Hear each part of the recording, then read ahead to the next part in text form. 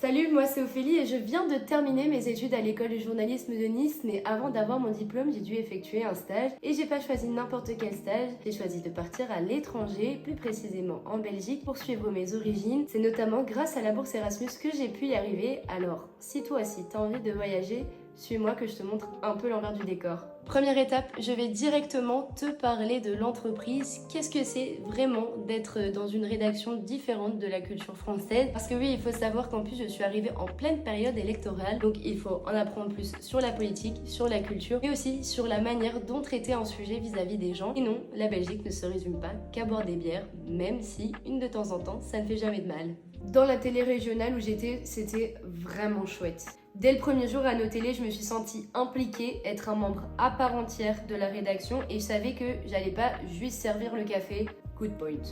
Nos télés a pour slogan encore plus proche, ce qui laisse sous-entendre que les journalistes sont au maximum sur le terrain et c'est le cas. J'ai pu apprendre à gérer une organisation dans une grosse rédaction, renforcer mes propositions de sujets et bien entendu j'ai été écoutée, ce qui était cool. On sentait vraiment que les personnes de la rédaction me faisaient confiance et j'ai été missionnée dès le début pour réaliser des reportages seule et lancer ma petite série estivale. Ma foi, plutôt pas mal, tu me diras. J'ai notamment pu pratiquer mon anglais et surtout le néerlandais, chose que je n'avais plus fait depuis un bail, du fait qu'en France, le flamand n'est pas vraiment au programme en LV2.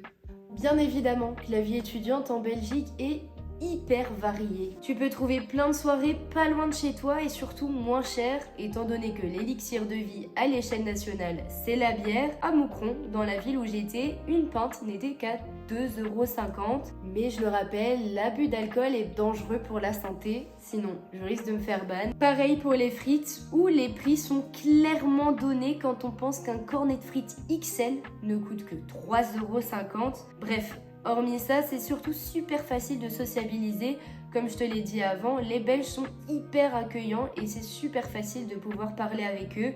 Si t'es sympa avec eux, ils savent te le rendre et ils sont surtout super chauds pour te donner un coup de pouce si jamais t'as besoin d'un truc. Mais la Belgique, c'est aussi son architecture et sa proximité. Comme c'est un petit pays, c'est facile de faire des road trips dans les villes voisines comme Bruges, Bruxelles et Tournai pour ma part. De belles infrastructures style gothique, en briques ou taillées avec des monuments historiques aussi splendides les uns que les autres. Enfin bref, moi qui ne suis éligible à aucune bourse, c'était l'occasion. Erasmus ne demande aucun critère. Alors maintenant tu sais ce qu'il te reste à faire. Prépare ta demande, fais tes valises pour découvrir le pays qui te fait rêver tout en faisant le stage de tes rêves.